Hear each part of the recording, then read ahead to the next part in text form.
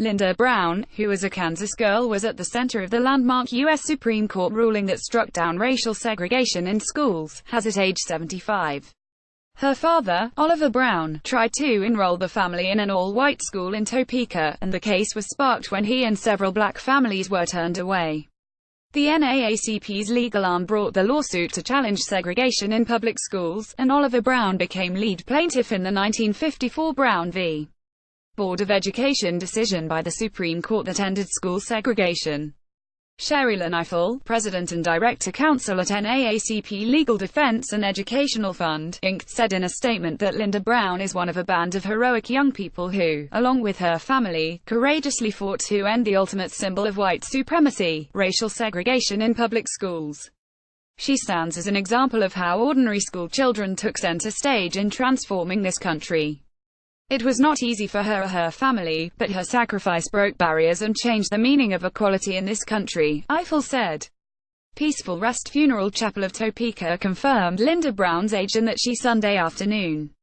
No cause of death was released. Funeral arrangements are pending. Her sister, Cheryl Brown Henderson, founding president of the Brown Foundation, confirmed the death to the Topeka Capital-Journal. She declined comment from the family. The landmark case was brought before the Supreme Court by the NAACP's legal arm to challenge segregation in public schools.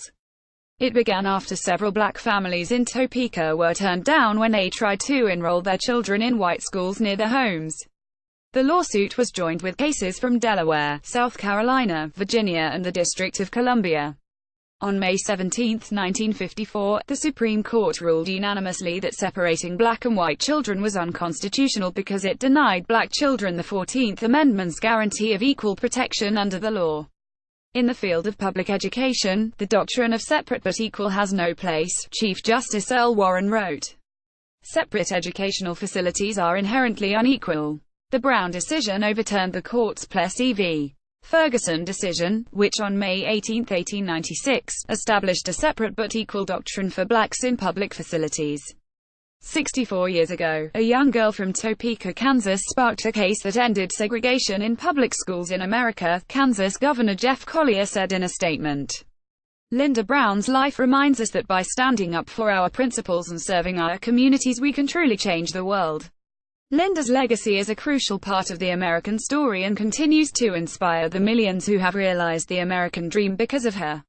Brown v. Board was a historic marker in the civil rights movement, likely the most high-profile case brought by Thurgood Marshall and the lawyers of the NAACP Legal Defense and Education Fund in their decade-plus campaign to chip away at the doctrine of separate but equal. Her legacy is not only here but nationwide, Kansas Deputy Education Commissioner Dale Dennis said. Oliver Brown, for whom the case was named, became a minister at a church in Springfield, Missouri. He had a heart attack in 1961. Linda Brown and her sister founded in 1988 the Brown Foundation for Educational Equity, Excellence and Research. The foundation says on its webpage that it was established as a living tribute to the attorneys, community organizers and plaintiffs in the landmark Supreme Court decision. Its mission is to build upon the work and keep the ideals of the decision relevant for future generations. We are to be grateful for the family that stood up for what is right, said Democratic State Rep. Annie Kuder of Topeka. That made a difference to the rest of the world.